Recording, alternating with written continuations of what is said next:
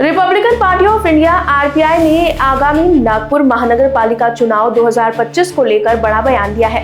Party ने स्पष्ट KIA है कि अशोक चक्र से सुसज्जित नीला झंडा केवल आरपीआई का आधिकारिक झंडा है और इसका किसी अन्य पार्टी या व्यक्ति द्वारा उपयोग चुनाव आचार संहिता का उल्लंघन माना जाएगा।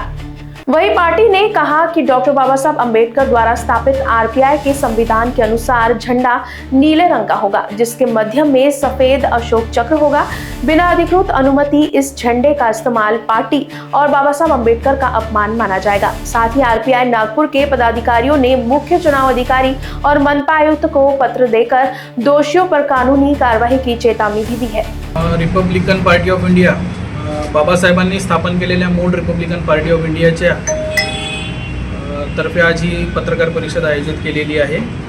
या पत्रकार परिषदेचा विषय असा आहे की बाबासाहेबांनी स्थापन केलेल्या रिपब्लिकन पार्टी ऑफ इंडियाच्या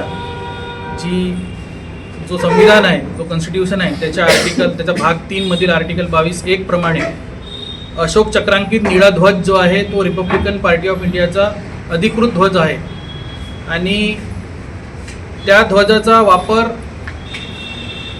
निवडणुकांमध्ये सगळेच लोक सर्रास वापर करीत आहेत। त्याचकरिता आम्ही एक आक्षेप असा नोंदविला आहे। आज आम्ही मुख्य निवडणूक अधिकारी महानगरपालिकेचे जे आहेत त्यांना आज एक निवेदन दिलं आहे की या महानगरपालिकेच्या निवडणुकांमध्ये रिपब्लिकन पार्टी ऑफ इंडियाचा जो ध्वज आहे तो आमची युती ज्याच्याशी होईल त्या पक्षाच्या व्यतिरिक्त कोणीही वापरू नये।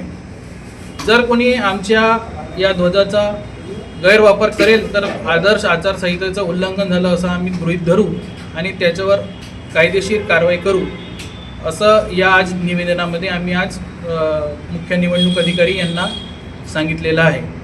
लोकवाहिनी न्यूज के लिए अविनाश तोतड़े की रिपोर्ट।